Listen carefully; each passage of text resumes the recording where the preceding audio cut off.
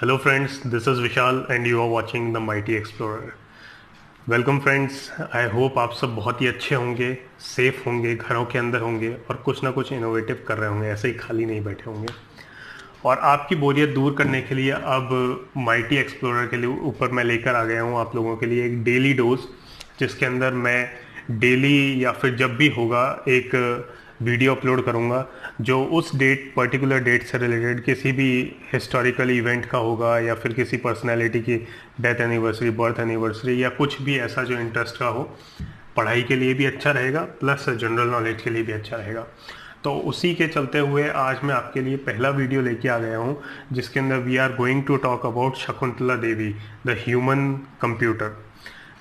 काफ़ी लोगों को इनके बारे में नहीं पता होगा, but she is the most famous personality of India और इनके ऊपर एक बहुत ही जल्दी एक बायोपिक भी आने वाली है, मूवी मई के अंदर।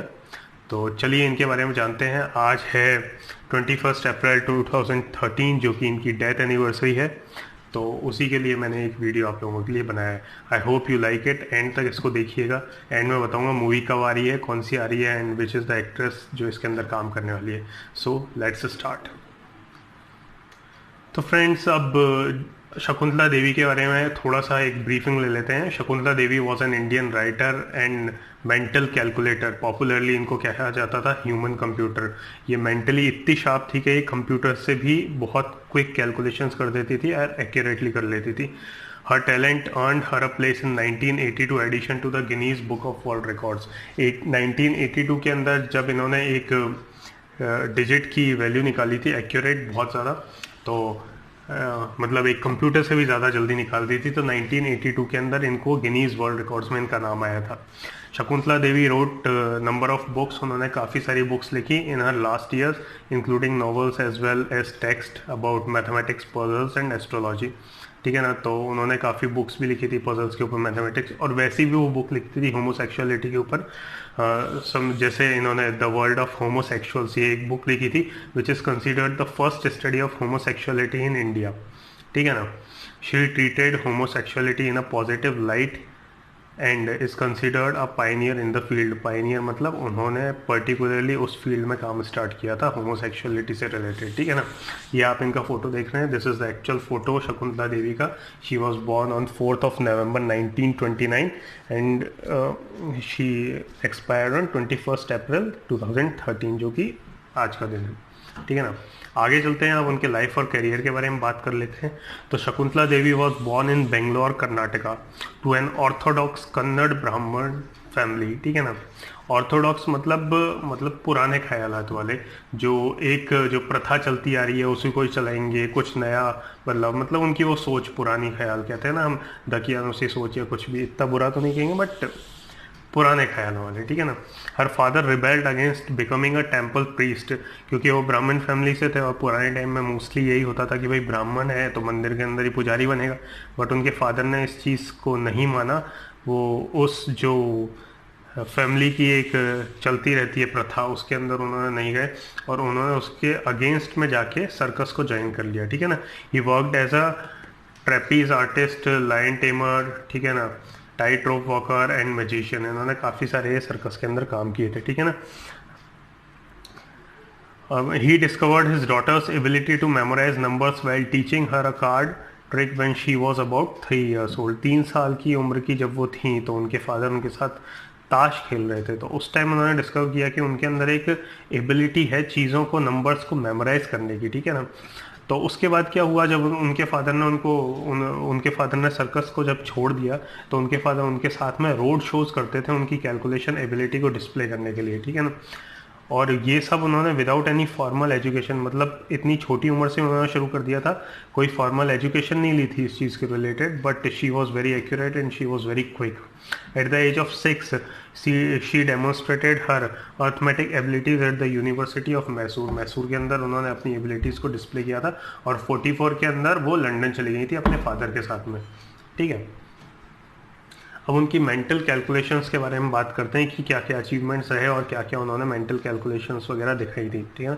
Shakuntala Devi travelled the world demonstrating her arithmetic talent including a tour of Europe in 1950 and a performance in New York city in 1976। वो यूरोप भी गई थी 1950 में और न्यूयॉर्क सिटी के अंदर भी परफॉर्मेंस दी थी। वो जगह जगह जाती रहती थी अपने फादर के साथ, वो अलग अलग कंट्रीज़ में ट्रैवल करती थी, वहाँ पर अपने टैलेंट को दिखाती थी, प्लस वहाँ पर कॉम्पीट भी करती थी काफ़ी चीज़ों से। बहुत से लोग उनको टेस्ट भी करते थे, साइंटिस्ट भी टेस्ट करते थे उनकी एबिलिटी को कि वाकई में है या फिर ये फेक है, बट वो कहीं भी ऐसा नहीं पाया गया। She was always accurate and correct, ठीक है ना।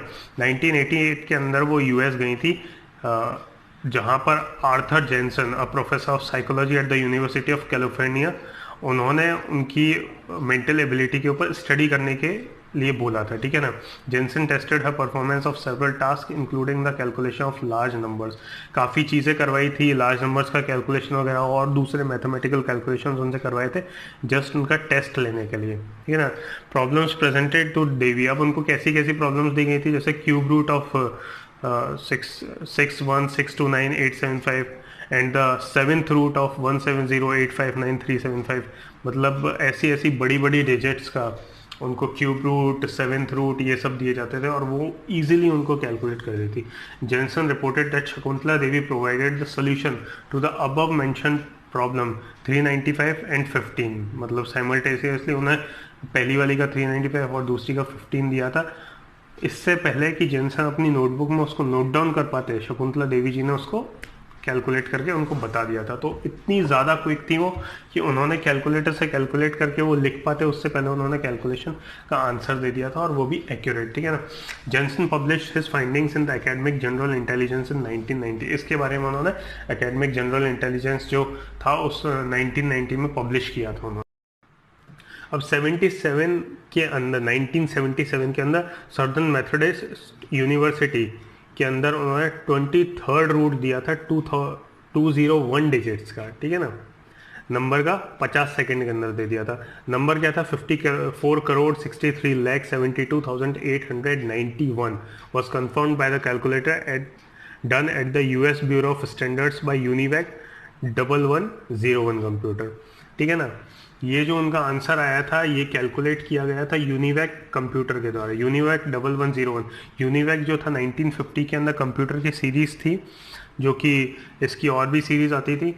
ये एक साइंटिफिक कंप्यूटर था जो कैलकुलेशंस वगैरह के लिए पर्टिकुलरली यूज़ किया जाता था। तो इन्होंने इसका जवाब दिया 50 सेकेंड्स के अंदर और कंप्यूटर ने कैलकुलेशन करने के लिए लिया था 62 सेकेंड्स। मतलब वो कंप्यूटर से भी ज़्यादा तेज़ थी और एक्यूरेट तो वो थी ही, ठीक है ना।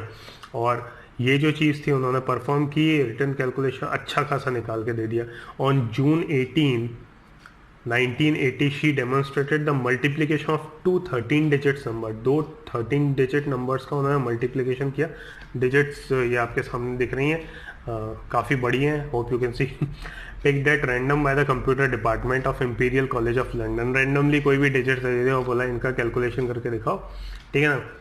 13 डिजिट नंबर ले लिए थे उन्होंने और उनका आंसर आया था correctly in 28 seconds. The event was recorded in 1982 Guinness book of world records, ठीक है ना। अब इस चीज़ का उन्होंने जो कैलकुलेशन दिया था, इस चीज़ को 1982 के अंदर गिनीज बुक ऑफ रिकॉर्ड्स के अंदर डाला गया। Writer Writer Stephen Smith said, "The result is so far superior to anything previously reported that it can only be described as unbelievable." मतलब जो राइटर थे स्टीवन स्मिथ, जिन्होंने इसके Guinness book of world records के अंदर उसको डाला था, उन्होंने ये चीज़ बाकायदा लिखी कि आंसर इतना ज़्यादा सुपीरियर था किसी भी और चीज़ से कि इसको सिर्फ एक अनबिलीवेबल चीज़ ही कहा जा सकता है। तो इतनी ज़्यादा एक्यूरेट थी वो कि हर कोई उनकी मतलब कैलकुलेशंस मान चुका था कि she is a human computer, even better than the computer, ठीक है ना। तो ये चीज़ था। फिर था Shakuntala Devi explain many of the methods she use to do mental calculation. उन्होंने एक बुक लिखी थी figuring the joy of numbers. Figuring the joy of numbers के अंदर उन्होंने बताया था कि वो कौन कौन से मेथड्स यूज़ करती थी कैलकुलेशन के लिए और कैसे वो कैलकुलेशंस को इतना ईजिली इतना एक्यूरेटली कर लेती थी, ठीक है ना। फिर उन्होंने काम किया, उनका एक स्ट्रेंड इंटरेस्ट का पार्ट आ गया था होमोसेक्सुअलिटी, ठीक है ना, जिसके ऊपर उन्होंने बुक लिखी थी। ये है उनकी book the world of homosexuals by Shakuntala Devi जी।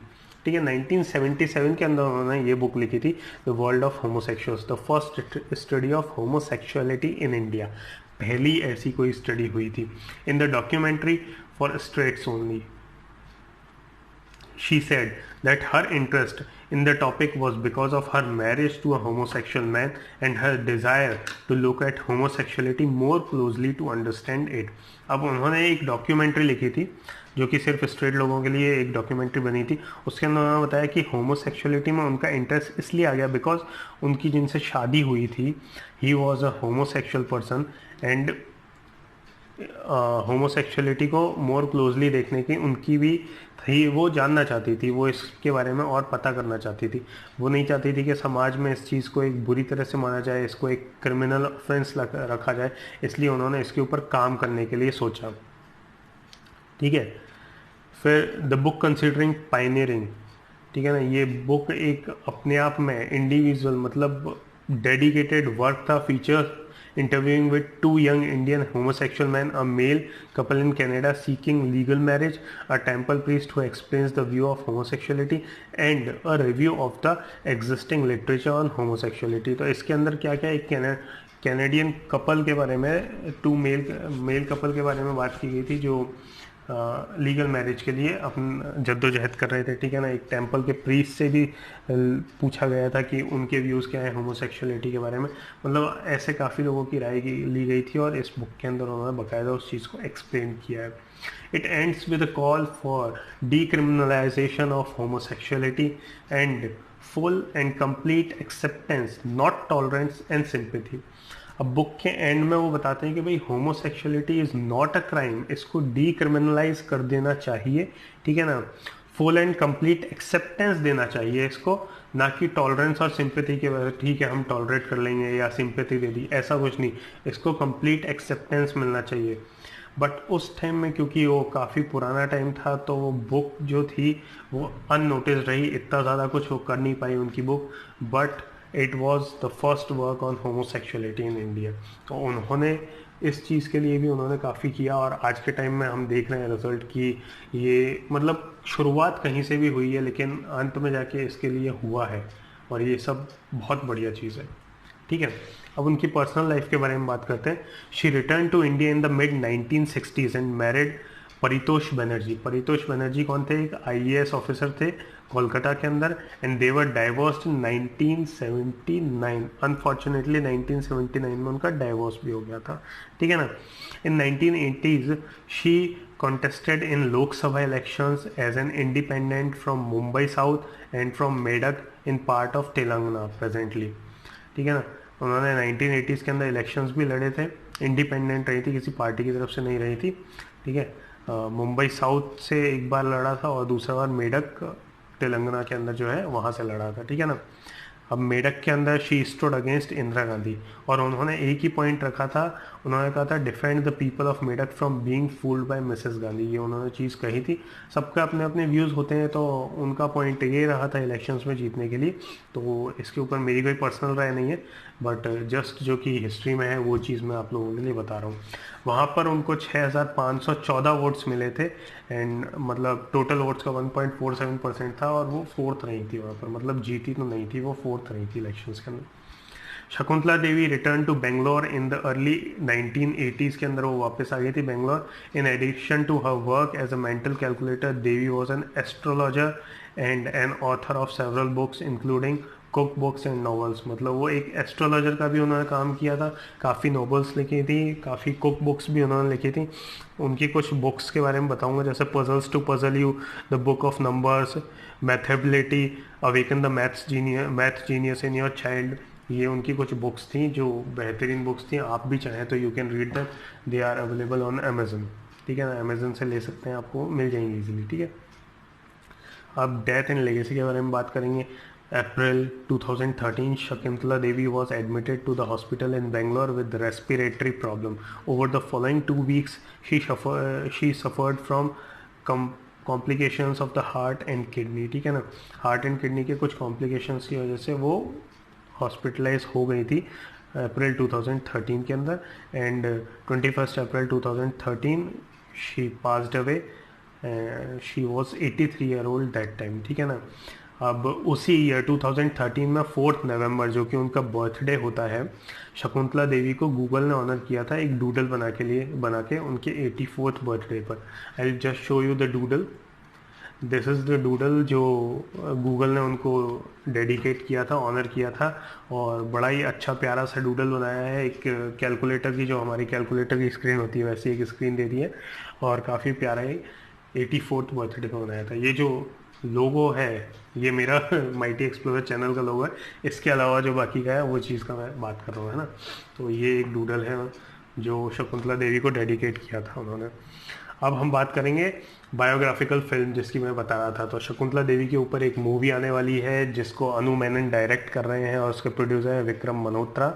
विद्या बालन उसके अंदर रोल कर रही है शकुंतला देवी का, और ये मूवी 8 मई 2020 तक आ जाएगी थिएटर्स के अंदर। अब देखिए, एक्सपेक्टेड था कि 8 मई 2020 तक आ जाएगी, पर अब देखते हैं लॉकडाउन की वजह से ये मूवी कब तक आती है, डिले होती है या वाकई आ जाएगी ये। But this is a waiting movie, आप लोग इसको देख सकते हैं। उनकी पूरी की पूरी लाइफ के बारे में इस मूवी में दिखाया गया है, and Vidya Balan plays amazing character. जैसा कि पोस्टर में देखने से लग रहा है कि वो बिल्कुल बिल्कुल शकुंतला देवी जी जैसी लग रही है।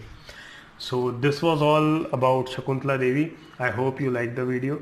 Do share and comment. आपको किसी और चीज़ से रिलेटेड वीडियो चाहिए, किसी और पर्सनैलिटी के ऊपर चाहिए, किसी भी टॉपिक पर चाहिए, कोई एजुकेशनल वीडियो चाहिए, देन प्लीज़ डू कमेंट और बताइए कि आपको ये वीडियो कैसा लगा। और मुझको लिख दीजिए कमेंट्स के अंदर कि आपको और ऐसे वीडियोस देखना चाहिए या फिर मैं और किसी टॉपिक पर बनाऊं। हाँ, मैं आप लोगों को बता देता हूँ कि जल्दी एक मैं वीडियो की सीरीज़ भी लेके आ रहा हूँ हमारे इंडियन वॉरियर्स के ऊपर, वॉरियर्स इन कैमोफ्लेज करके। वो वॉरियर्स इन कैमोफ्लेज वाली जो रहेगी वो इंडियन आर्मी के ऊपर बेस्ड एक सीरीज़ रहेगी, जिसके अंदर मैं इंडियन आर्म्ड फोर्सेस, मतलब बेसिकली पहले तो army, then air force, then navy, तीनों के बारे में आपको डिटेल्ड डिस्क्रिप्शन दूंगा। इंडियन आर्मी की बटालियंस वगैरह सब कुछ बताऊंगा, वेपन्स बताऊंगा, हर एक चीज़ से रिलेटेड। तो please do watch that video. ये बेसिकली एसएसबी एस्पिरेंट्स वगैरह या फिर जो डिफेंस की तैयारी कर रहे हैं उनके लिए तो बहुत ज़्यादा इंपॉर्टेंट रहेगा ही एंड यूज़फुल रहेगा। प्लस साथ ही बाकी लोग जो इंटरेस्ट रखते हैं और जानना चाहते हैं अपनी कंट्री के बारे में, अपने वॉरियर्स के बारे में, अपनी आर्मी, अपनी आर्म्ड फोर्सेस के बारे में, तो वो लोग भी इस वीडियो को ज़रूर देखें।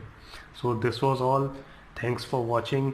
This is Vishal signing off. Thanks for watching mighty explorer. Please do like, share and comment. Comment में ज़रूर बताएं कि आपको आगे कैसे वीडियोज़ देखने के लिए चाहिए। Thank you.